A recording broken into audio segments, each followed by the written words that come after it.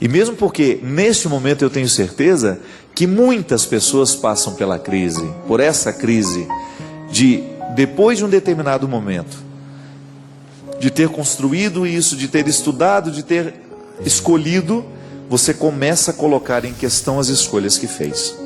Todos nós passamos por essa crise, de você num determinado momento da vida parar e pensar: meu Deus, o que foi que eu fiz da minha vida?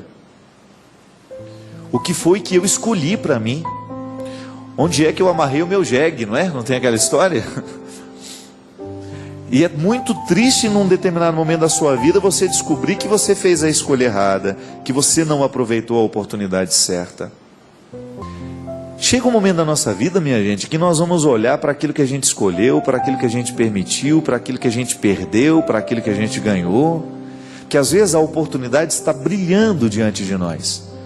Às vezes ela vem através de pessoas maravilhosas, de situações maravilhosas, a situação brilha diante dos nossos olhos, a gente não pega, passa. A vida cobra, não adianta.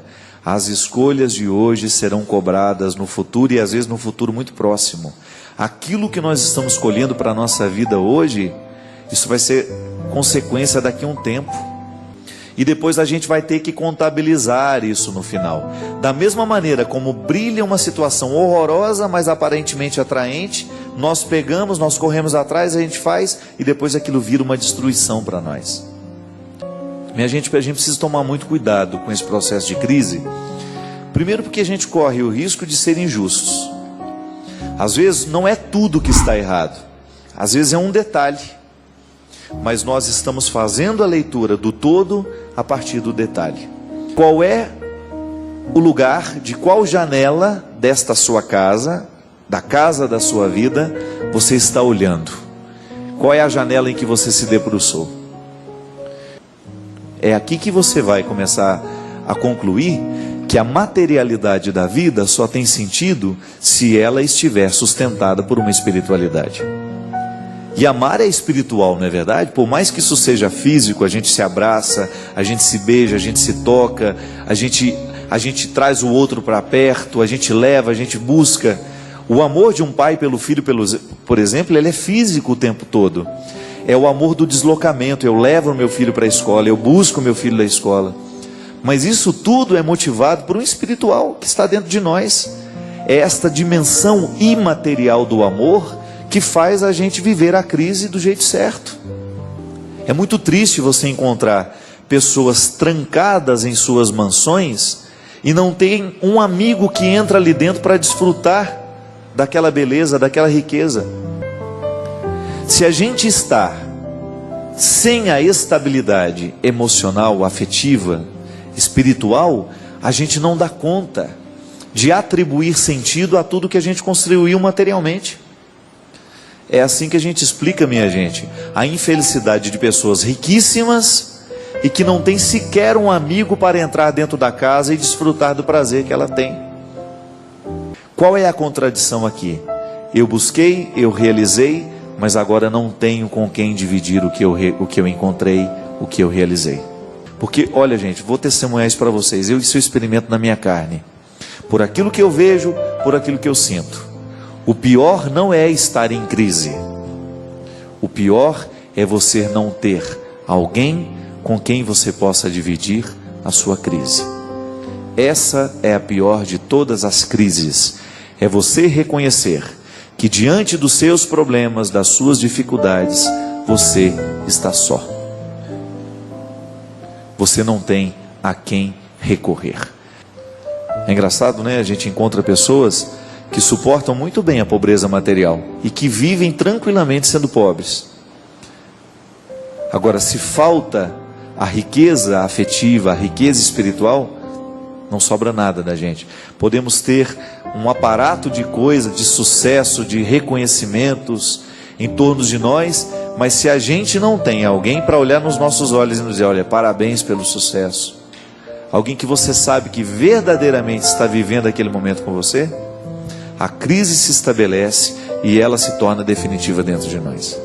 A maior pobreza que nós podemos viver na vida é esta: é olhar para o meu telefone, ver 200, 300 contatos, mas eu não reconhecer em 200, 300 contatos alguém que eu possa ligar para chorar, para contar a minha dificuldade e saber que do outro lado eu vou encontrar alguém com uma palavra que vai verdadeiramente me ajudar a viver a dificuldade da vida.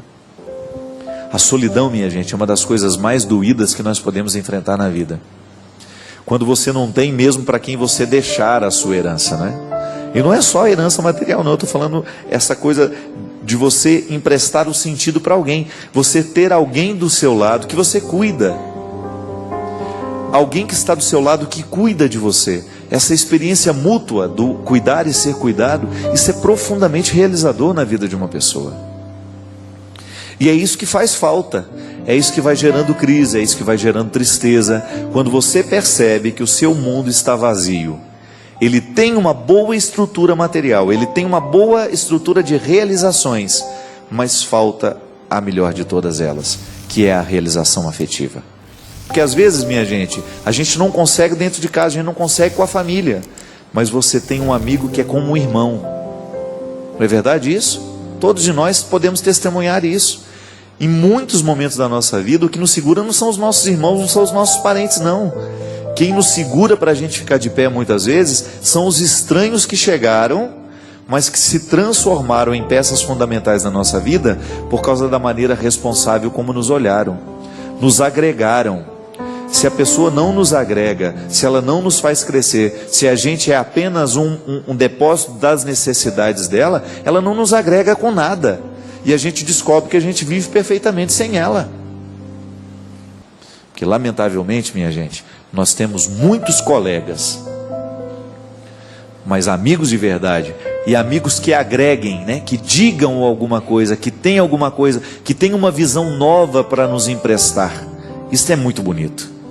Você estar ao lado de pessoas que tenham uma visão nova para lhe ajudar a enxergar a vida.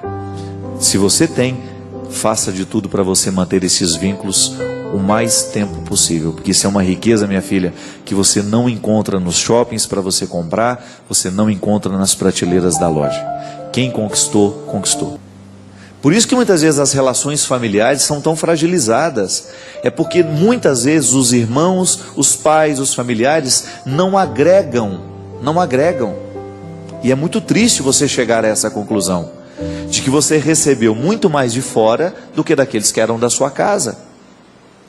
Quando muitas vezes o contexto da família, ele representa só problemas, só dificuldades, não são pessoas que vão te agregar, não são pessoas que vão te promover, que vão lhe ajudar a superar as suas dificuldades. Então a gente vai ficando frágil, a gente não vai tendo esse referencial. Mas não, se você chega à conclusão de que você não tem o referencial dentro da sua casa, o ideal é que fosse lá. Mas então comece a estabelecer vínculos que possam representar isso para você.